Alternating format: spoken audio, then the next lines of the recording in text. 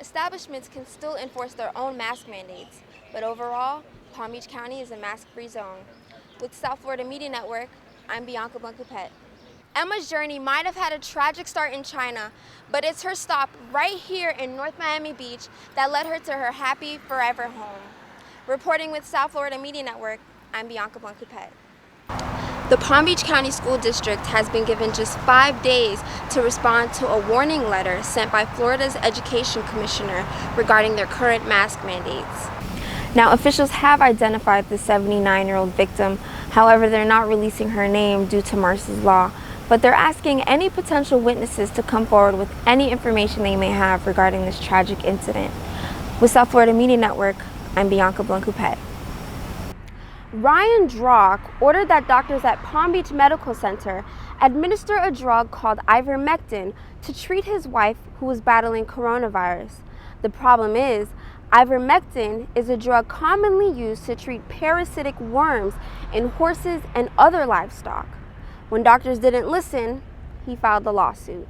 I'm here at the school district of Palm Beach County, where officials are waiting to see if they'll be facing financial punishments over a universal mask mandate that was placed back in August.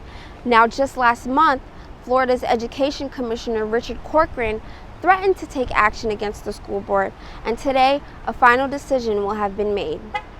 Those renting out the home told Siegel that they were simply moving in, but after finding complaints similar to hers on the company's website, she found another explanation. Palm Beach County is open. City officials recently announced that those that are fully vaccinated can gather in large crowds without a mask, just as they did before the COVID-19 pandemic began.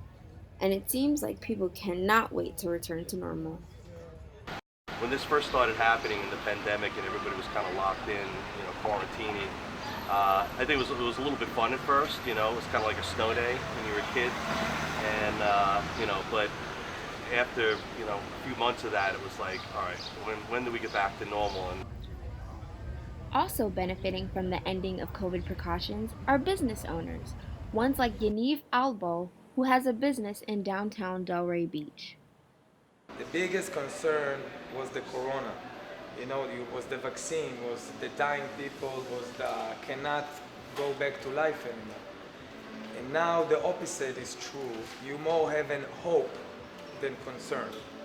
So, we want to keep the hope, and we want to welcome, of course, everybody to come back together for vacationing and shopping. Albo also said that business has increased 90% since the county's decision regarding masks. Establishments can still enforce their own mask mandates, but overall, Palm Beach County is a mask-free zone. With South Florida Media Network, I'm Bianca Blanc-Coupet. High school graduation is usually a day of pure joy, but for Stoneman Douglas High School's class of 2021, it's a bittersweet moment. Students that were just freshmen when a gunman opened fire, killing 17 people in their school, have had their graduation. The shooting call. It's at Stoneman Douglas 72 Sierra Sector, active shooter. Among the graduates is Brooke Harrison, who was just 14 on that tragic day when 9 of her freshman classmates were killed. So everyone that was around me, where I decided to try to hide, was either shot or killed. Kids were taken from them. They don't get to see their kids grow up. They all should have been able to graduate and go to college. It was an emotional sight as parents of the freshmen that lost their lives accepted honorary diplomas in behalf of their children. The students graduating also received a couple of surprise messages from numerous celebrities, including Demi Lovato, Dwayne Wade, and possibly the most important man in the world. Graduates, congratulations. Congratulations. God bless you and your entire Marjorie Stoneman Douglas community. God bless you all. The chapter of high school has ended for these students. So now it's the beginning of a new one, a brighter one. With South Florida Media Network, I'm Bianca Blanc-Coupet. A West Palm Beach bridge tender has been arrested on manslaughter charges 1 month after a woman fell off the bridge and tragically lost her life. West Palm Beach police arrested 43-year-old Artisa LaFay Polk for the death of 79-year-old Carol Wright after she fell from the Royal Park Bridge on Polk's watch. Polk wrote a handwritten letter stating she checked multiple times and saw no one before she raised the bridge. Wright's attorney, Lance Ivey, isn't so sure of that. Statement made by the bridge tender may not be completely and 100% accurate. I'm sure the bridge tender is a super nice lady.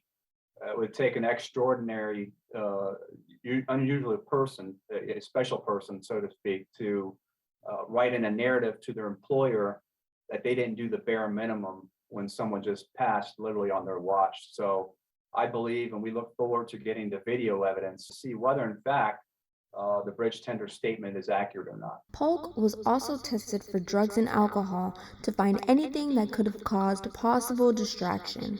Results were negative.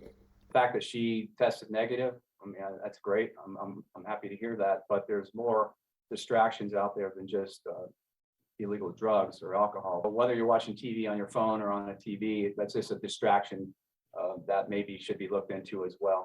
According to the FDOT training manual, bridge tenders are not allowed to use their cell phones while operating the bridge. However, they're not prohibited altogether.